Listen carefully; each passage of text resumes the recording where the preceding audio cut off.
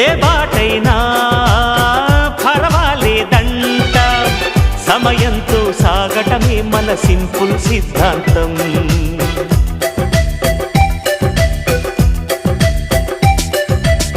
చిరుగాలికి పరిమళమిచ్చే సిరిమల్లెల వనమై ఉందాం, గగనాన్ని నేలను కలిపే హరివిల్లుల బంతెన అవుదాం.